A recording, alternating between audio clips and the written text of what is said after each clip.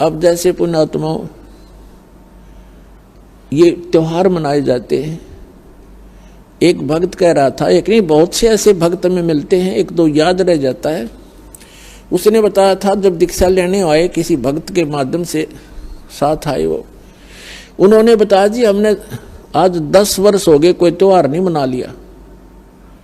कारण क्या है कि कभी तो हमारा एक 5-4 मेरे चाचा ताऊ 5-6 भाई थे, उनमें कभी तो किसी की मृत्यु हो जाती है, किसी खास जवान की, कोई बहन विधवा हो जाती है या घर का सदस्य मर जाता है। हमने 10 वर्ष हो गए कोई त्योहार नहीं बना लिया। तो पुण्यात्माओं अब वो त्योहार क्यों नहीं मना रहे? और जिनके या बिजली ना गिरी है वो नाचें गाँव बकवाद करें, खाक त्योहार यहाँ पर तो परमात्मा कहते हैं कि यदि आपको समर्थ की शरण मिल गई फिर तो यहाँ आप खुशी मना सकते हो, और वो खुशी भी राम नाम में, भक्ति में। आपका ये त्योहार है सत्संग में आना, परमात्मा की भक्ति करो, सेवा करो, सिमरन करो, दान करो जैसा आपके हाथ से छूटे।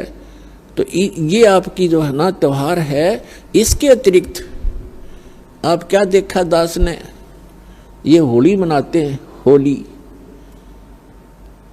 जब से हमें ज्ञान हुआ है हमारे बच्चे भी नहीं करते, छोटे छोटे बच्चे भी अपने घरों में रहते हैं, उस दिन बाहर नहीं निकलते, क्योंकि समाज में ये ज्यादा परंपरा प्रचलित है।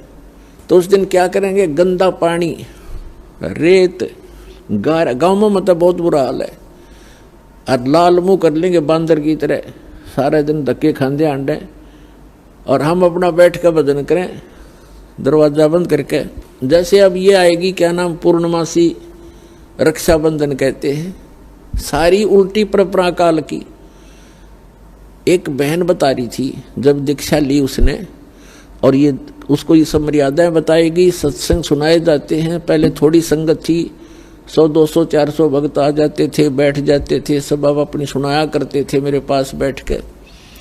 तो एक बहन कह रही थी जी आप, पहली बार तो मैंने दुख हुआ था इस बात का जब ये सुना कि भाई रक्षाबंधन भी भाई का नहीं बांधना है। तो अब मुझे पता चला कि मैं रक्षाबंधन वाले दिन अपने भाई के रक्षा बांधने के लिए गई थी, रक्षाबंधन राखी बांधन खातिर गई थी, और मेरा भाई किसी कामवश मोटरसाइकिल पर गया हुआ था और उसकी इंतजार कर रही थी। अब क्या हुआ कि शाम के समय दुर्घटनाग्रस्त हो गया मेरा भाई, मृत्यु होगी, और उसका शव आया। ओए होए।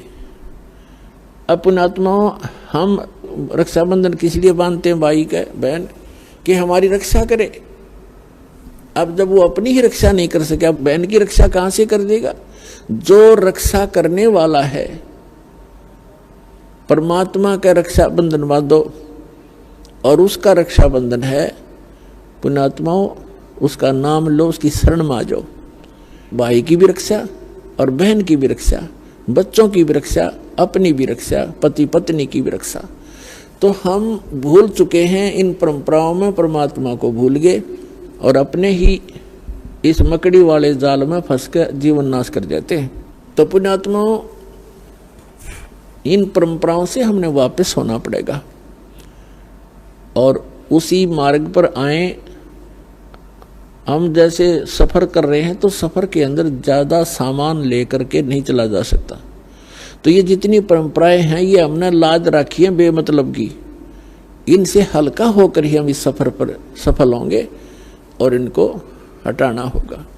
अब आप देखते हो कोई भी त्योहार है, 2 किलो मिठाई लेके कोई इधर भाग रहा है, कोई इधर भाग रहा है, और एक परंपरा बना दी कि इतना सामान तो उस दिन लेके जाना पड़ेगा।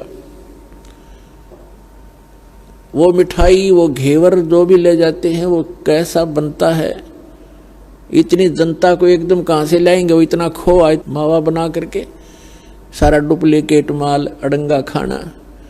तो पुण्यात्माओं पहले तो इस लोक में ये खुशी मनाने का स्थान नहीं है। हाँ, परमात्मा कहते हैं समर्थ का शरणा गहो रंग होरी हो, फिर कदे न हो एकाज राम रंग होरी हो। समर्थ की शरण गहो, समर्थ का शरणा गहो रंग होरी हो। आपके होरी माने खुशी। आपके घर में अगर खुशी मनानी है तो समर्थ की शरण में आ जाओ, आपका रोज होरी रहेगी। ये सत्संग में आना, ये आपकी होली है, यही आपकी दीपावली है और यही आपके सारे त्योहार हैं। कहते समर्थ का शरणा गहो रंग होरी हो, फिर कभू ना हो अकाज, कोई आपका बुरा नहीं होगा।